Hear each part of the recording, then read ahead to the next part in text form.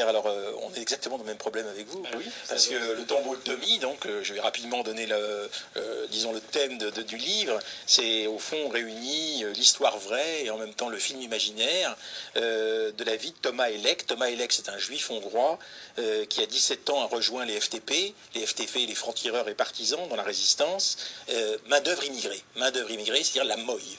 Et ce qu'on appelle la Moï, ce sont ceux qui ont tenu le pavé de Paris. C'était les juifs polonais. Oui, les juifs polonais. La Moï, oui. Sinon on dit la MOI. Oui, il n'y a pas de raison de dire la Moï. Vous dites la MOI, moi je dis la Moï. Bon, mais donc on les appelle la Moï parce que tous ceux qui ont évoqué ça à l'intérieur du Parti communiste et dans les mouvements résistants ont toujours dit la Moï.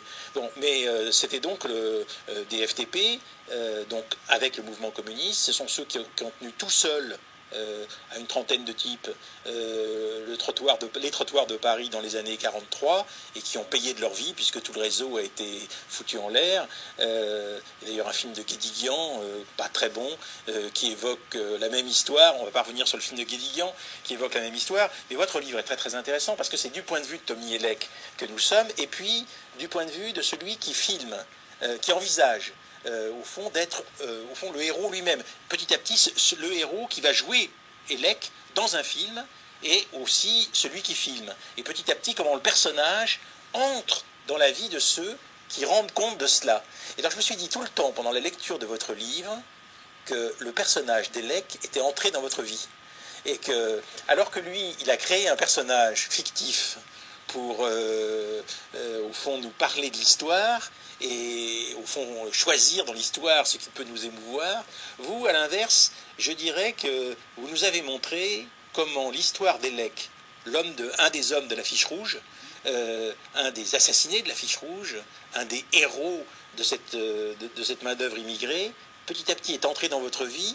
Je dirais qu'il n'est pas seulement entré dans la vie de vos héros qui filent, etc. Il est entré dans votre vie. C'est un peu comme si ce juif hongrois, c'était un peu une part de vous-même. Bon, c'est un peu exagéré. C'est exagéré. Ouais, exagéré. Oui, je le regrette d'ailleurs. Mais je reviens une petite minute sur le résumé du livre. Après, je reviendrai à votre question là.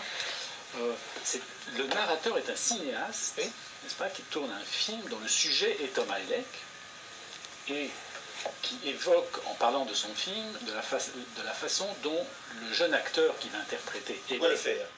Voilà, comment ce jeune acteur qui a le même âge, donc évidemment, que Elek, s'investit de son personnage. Donc, ça c'est comment on dit, le pitch, hein, c'est ça. Alors, sinon, pour en venir à la façon dont moi j'ai pu être habité par Thomas Elek. Je l'ai été en effet un peu parce que tout simplement j'ai fait une enquête de terrain, c'est-à-dire que tous les lieux, d'abord un préalable important, si j'ai pu reconstruire le personnage de Thomas Elek, c'est parce que sa mère Hélène Elek a écrit ses mémoires après la guerre, elle les a dictées plus exactement à la fin des années 70. Peut-être on peut rappeler que la mère de Thomas Elek servait dans un restaurant allemand. Elle était même propriétaire et gérante, elle servait. Et en même temps, donc, elle jouait un rôle très important puisqu'elle se rendait compte exactement d'un certain nombre de choses qui se passaient et en même temps, bien sûr, elle était entièrement dévouée à son fils. Elle savait quasiment le rôle qu'il jouait. Elle était donc hongroise, juive hongroise, communiste. Et donc c'est elle qui avait décidé pour toute la famille de venir s'installer en France en 1930. Et elle le voulait parce qu'elle avait décidé que Thomas, son fils, qu'on surnommait dans la famille Tommy, aussi bien chez les résistants qu'en famille. D'où le tombeau de Tommy. Elle voulait qu'il ait une instruction, une éducation française. Et le lycée français de Budapest étant trop cher pour elle, elle avait décidé tout simplement de venir s'installer en France. Voilà la raison de sa venue en France. Et son livre s'appelle donc la mémoire d'Hélène et il était publié chez Maspero. Voilà.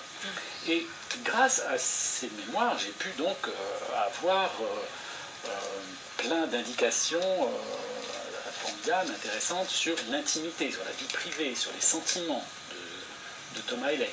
C'est probablement le seul personnage de ce groupe, de la Fiche Rouge, et même des FTP et MOI en général, ils ne sont pas tous sur la Fiche Rouge. Il y a 65 qui ont été arrêtés, le même jour, ou à 2 ou 3 jours d'intervalle, il n'y en a qu'une vingtaine ou 25 sur 23, je crois, sur l'affiche. C'est le seul de ces extraordinaires personnages, pour la plupart juifs, pour la plupart communistes, en tout cas tous immigrés.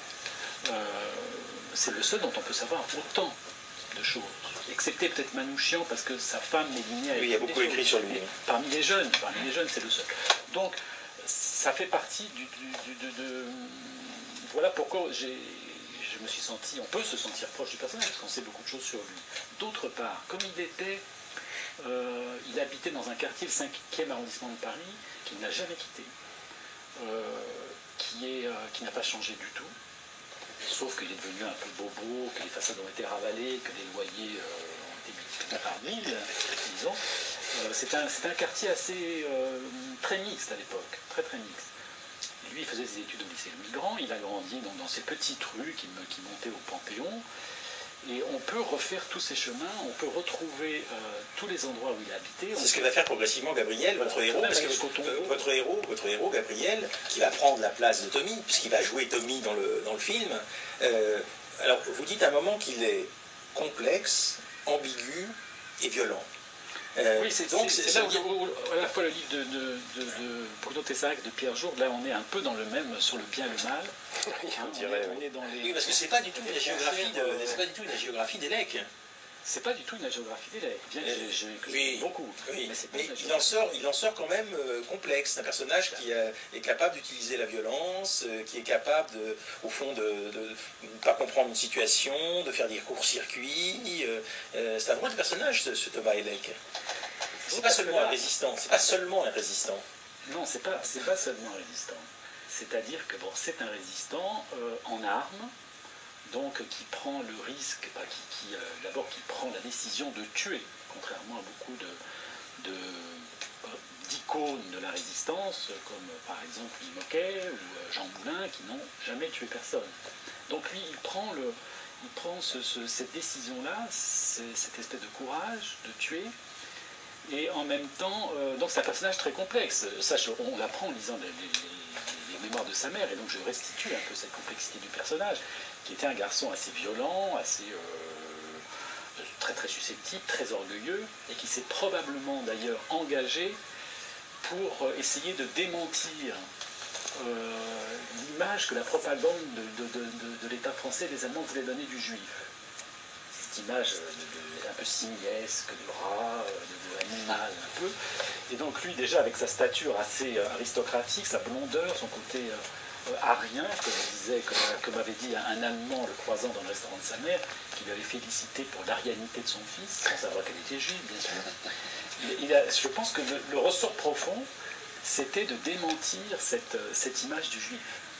Donc il y a quelque chose d'assez ambigu chez lui, c'est-à-dire que, d'ailleurs, mais comme beaucoup de résistants, il ne faut pas, justement c'est peut-être ça, s'il y avait un avantage du romancier sur l'historien quand il parle de ce genre de choses, c'est qu'il a peut-être un peu plus de nuances, évidemment sa sensibilité l'amène à faire des nuances. Et par exemple, quand un romancier comme moi fait des recherches dans les archives de la préfecture de police, d'abord il est extrêmement ému quand il tombe sur certains documents. Par exemple, quand je suis tombé sur des documents manuscrits de Thomas, entre autres les mots qu'il avait laissés à Vachebrot, un de ses principaux compagnons d'armes, que j'ai trouvé totalement par hasard dans un dossier mal classé des archives de la préfecture, 2 petits mots manuscrits qu'ils l'ont perdu, ce qui a permis à la police de l'arrêter. Ce sont des émotions assez fortes. Et oui, donc ce qu'un romancier peut faire d'archives, c'est se poser des questions, par exemple celle des victimes collatérales, par exemple. Je ne pense pas qu'un historien, je n'ai jamais lu en fait une histoire qui parle des victimes innocentes que pouvaient faire ces gens-là. Moi, il suffit de lire les archives.